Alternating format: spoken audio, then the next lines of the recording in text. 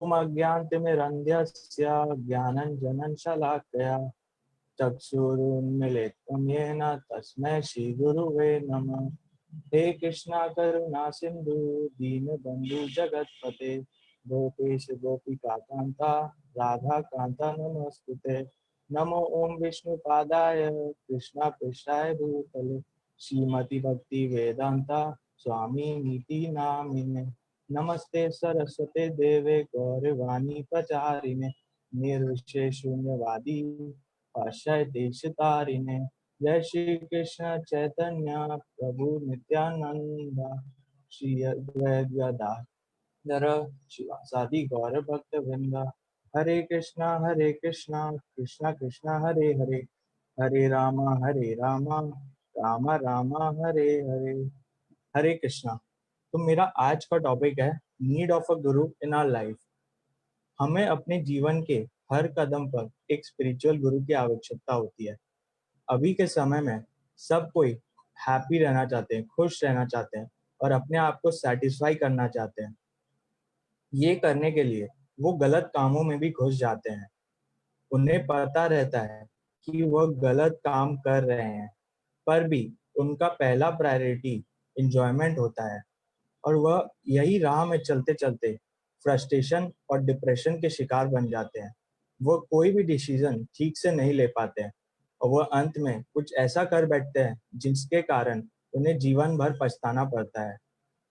ये सब होने का कारण है कि उन्हें कोई अपना गाइड करने वाला नहीं।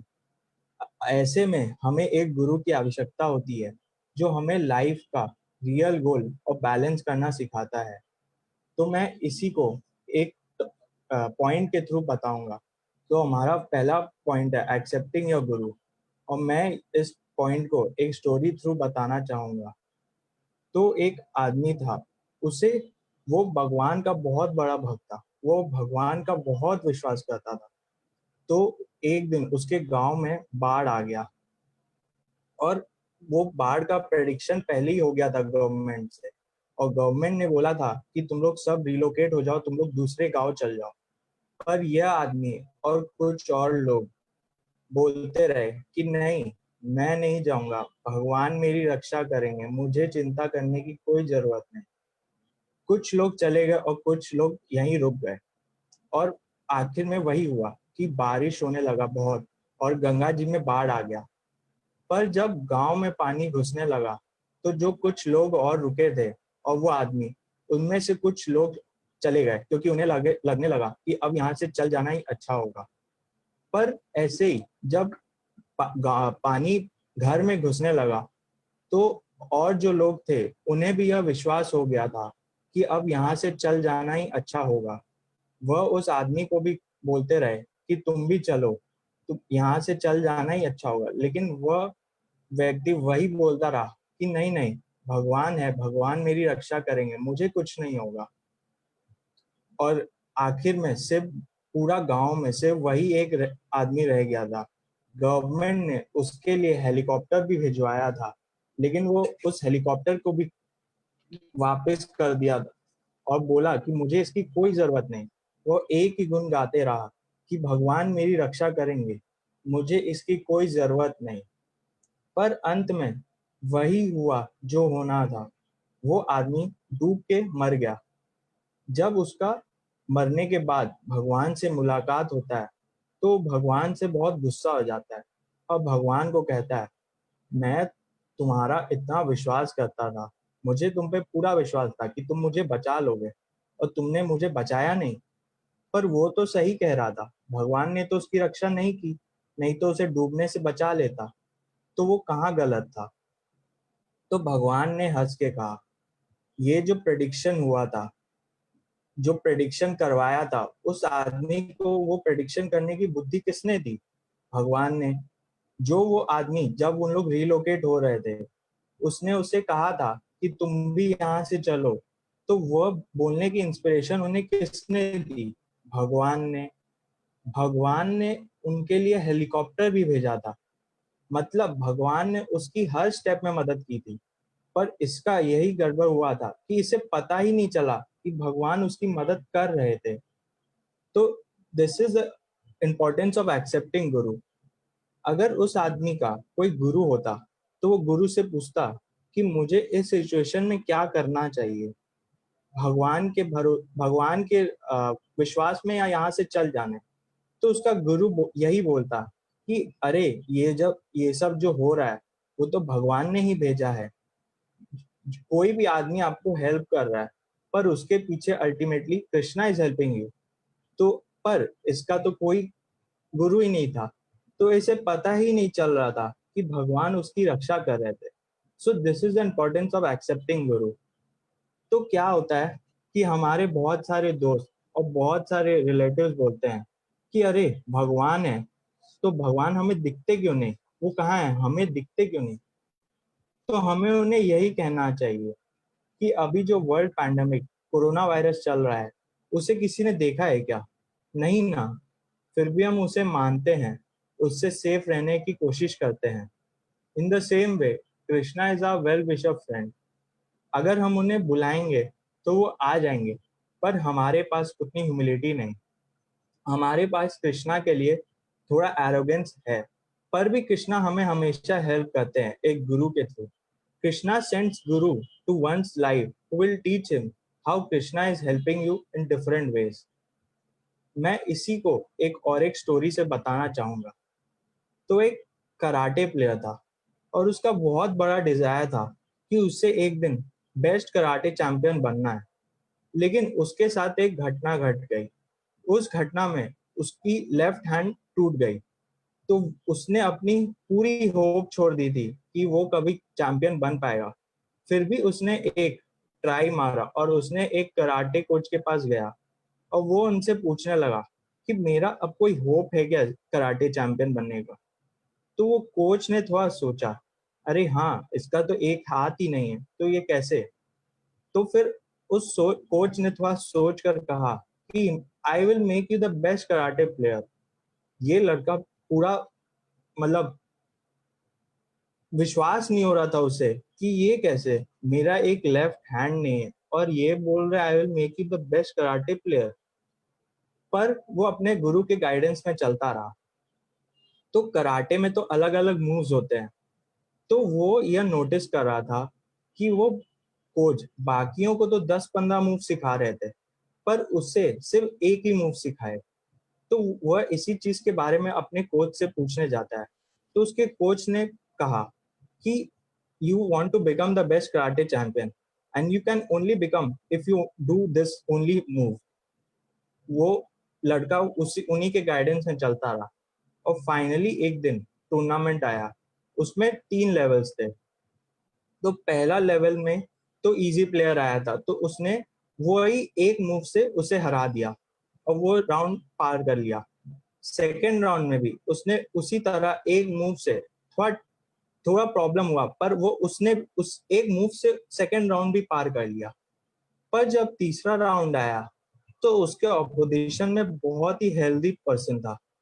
सब वहां के सभी लोग बोल रहे थे कि ये मैच तो पॉसिबल ही नहीं है, इसका एक हाथ नहीं है और उसके ऑपोजिशन में हेल्दी आदमी है, ये मैच तो इम्पॉसिबल है, उसको हराना तो नेक्स्ट इम्पॉसिबल है। पर उसके कोच ने कहा कि तुम मैच स्टार्ट करो, मुझे अपने शिष्य पे पूरा भरोसा है जित कि वो यह खेलेगा। तो मैच स्टार्ट किया गया और मैच बहुत देर तक होता रहा और बहुत मेहनत से वो उसने एक मूव से वो मैच भी जीत लिया। तो जब वो लोग वापस जा रहे थे तो उसने अपने कोच से पूछा, आप बाकियों को तो 10-15 मूव सिखाते थे पर मैं कैसे जीत गया। तो उसके कोच ने कहा कि you want because of 2 reason. First कि बाकियों को तो 10-15 मूव आते थे पर तुम्हारे को एक मूव इतना अच्छा आता था कि और किसी को उतना अच्छा नहीं आता था। और दूसरा रीजन ये है कि अगर किसी को तुम्हें उस मूव में हराना है तो उसे तुम्हारे लेफ्ट हैंड में हिट करना पड़ेगा, पर तुम्हारा तो लेफ्ट हैंड है ही नहीं तो वो कैसे हिट करेगा। So this is the importance of accepting गुरु। क्योंकि गुरु को इन एंड आउट पता रहता है अपने शिष्य के बारे में। वैसे ही जब कोई भक्ति करना चाहता है, कृष्णा को सर्व करना चाहता है, तो उसे ये लगता है कि मेरा ये प्रॉब्लम है, मेरा वो प्रॉब्लम है, एंड ये सोचता है can you ever approach Krishna. लेकिन अगर वो अपने गुरु को अप्रोच करता है तो उन्हें पता है कि उनका शिष्य किस चीज में अच्छा है और वो कैसे अपनी भक्ति को सुधार सकता है। गुरु को पता रहता है कि स्टूडेंट को कैसे बेस्ट बनाया जा सकता है। Guru can make his student recognize his potential, and Guru can turn his disciples' weakness to strength. जैसे हमें इस स्टोरी से पता चला, तो हम भगवत गीता में देखते हैं कि फर्स्ट चैप्टर में भगवान कुछ नहीं बोलते हैं, सिर्फ अर्जुन बोल रहे हैं, भगवान सुनते हैं। एंड भगवत गीता में सेकेंड चैप्टर में भी बिगनिंग में अर्जुन कुछ नहीं बोलते, लेकिन अब अर्जुन पूछते हैं कृष्णा को कि अगर मैं ये कुरुक्षेत्र का युद्ध करूं तो मेरे भाई बंधु मारे जाएंगे, पर कृष्णा उन्हें कुछ नहीं बोलते, कुछ इंस्ट्रक्शन नहीं दे रहे, बस स्माइल कर रहे थे। But finally Arjun second chapter के 7th वर्स में बोलते हैं कार्पण्य दोषो फत स्वभाव। मतलब वो बोल रहे हैं कि अब मेरा बुद्धि भ्रष्ट हो गया है, मैं इतना शास्त्र पढ़ा फिर भी मुझे नहीं समझ आ रहा कि मैं क्या करूं, मैं अपना कर्तव्य भूल गया हूं, मुझे इतना शास्त्र पढ़ने के बाद भी समझ नहीं आ रहा कि मैं क्या करूं। तो अर्जुन कहते हैं शिष्यते अहम साधी माम त्वम प्रपन्नम। अर्जुन कृष्णा को कहते हैं कि मैं अब तुम्हारा शिष्य बन गया हूं, अभी तुम मुझे बताओ कि अब मैं क्या करूं और मेरे लिए क्या अच्छा होगा, और I totally surrender to you. The point when Arjun surrenders to Krishna, then from 8th verse Krishna speaks. तो हमें यहाँ से यह लेसन मिलता है कि अर्जुन को स्क्रिप्चर्स का नॉलेज था, वो उसके आधार पर बोला था, पर इतना नॉलेज होने के बाद भी he was unable to decide whether he wants to fight or not. तो ऐसा नॉलेज का क्या फायदा?